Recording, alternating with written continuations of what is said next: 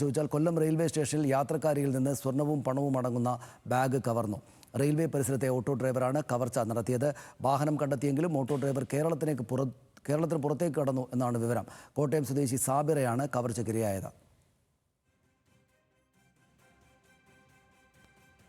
വ്യാഴാഴ്ച കൊണ്ടുവന്ന് ഇറക്കിയതിന് ശേഷം ഇവർ 3 കൊച്ചു പിള്ളേരും ഒരു തള്ളയുമായിരുന്നു ഉള്ളത്. അപ്പോൾ അവർ പെട്ടെന്ന് ഇറങ്ങി പൈസ കൊടുത്തു.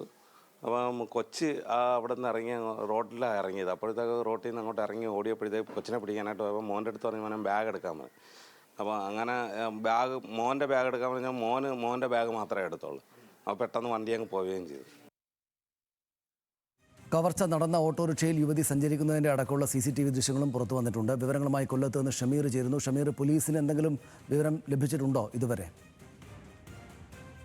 പോലീസ് ആദ്യഘട്ടത്തിൽ ഈ സാബിറ കൊല്ലത്തെത്തി കൊല്ലം ഈസ്റ്റ് പോലീസിന് ഇതുമായി ബന്ധപ്പെട്ടുള്ള പരാതി നൽകിയിരുന്നു. ഇതിന്റെ അടിസ്ഥാനത്തിൽ ഈ ഡ്രൈവറെ, അതായത് ഈ കവർച്ച നടത്തിയ ഡ്രൈവറെ ഈ സ്റ്റേഷനിലേക്ക് വിളിച്ചു വരുത്തിയെങ്കിലും ആദ്യം അയാൾ സമ്മതിച്ചില്ല. പിന്നീട് പിറ്റേന്ന് ഇയാളെ സ്റ്റേഷനിൽ ഹാജരാവാൻ പറഞ്ഞിരുന്നു. പക്ഷേ ഇയാൾ പിറ്റേന്ന് അവിടെ വരാതെ, സ്റ്റേഷനിൽ വരാതെ തന്നെ മുങ്ങുകയായിരുന്നു. അതായത് പോലീസിന്റെ ഭാഗത്തു നിന്നും ഒരു വീഴ്ച ഈ സംഭവത്തിൽ ഉണ്ടായിട്ടുണ്ട്.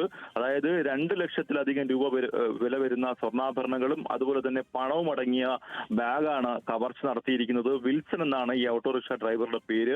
ഇയാൾ കേരളത്തിന് പുറത്തേക്കാണ്. ഇയാളുടെ മൊബൈൽ സിഗ്നൽ പോലീസ് പരിശോധിക്കുമ്പോൾ കാണാൻ കഴിയുന്നത് ഇയാളുടെ ഭാര്യയും കുട്ടികളും മാത്രമാണ് നിലവിൽ ഉള്ളത്. റെയിൽവേ സ്റ്റേഷനിൽ നിന്നും ഇയാൾ ഇവരെ കയറ്റുകയും കൊല്ലം പള്ളിമുക്കിലെ വീട്ടിലേക്ക് സഞ്ചരിക്കുകയും ചെയ്തു. ഇതിനുശേഷം ഈ കുട്ടി, ഓട്ടോയിലിരുന്ന കുട്ടി പുറത്തേക്ക് ഇറങ്ങി ഓടിയ സമയത്താണ് ഇയാൾ ഈ ബാഗ് ഈ ഓട്ടോറിക്ഷയിൽ നിന്നും കവരുകയും ചെയ്തത്. ഇതിനുശേഷം ആ യുവതി ഓട്ടോയ്ക്ക് പണം നൽകി മടങ്ങുകയും ചെയ്തു. പിന്നീടാണ് ഈ കവർച്ച നടന്ന വിവരം അവർ അറിയുകയും പിന്നീട് ഓട്ടോറിക്ഷ തിരക്കി ഇവർ പ്രീപെയ്ഡ് ഓട്ടോ സ്റ്റാൻഡിൽ എത്തിയെങ്കിലും ഈ ഓട്ടോ അന്നേ ദിവസം പിന്നീട് ഓട്ടത്തിന് വന്നില്ല.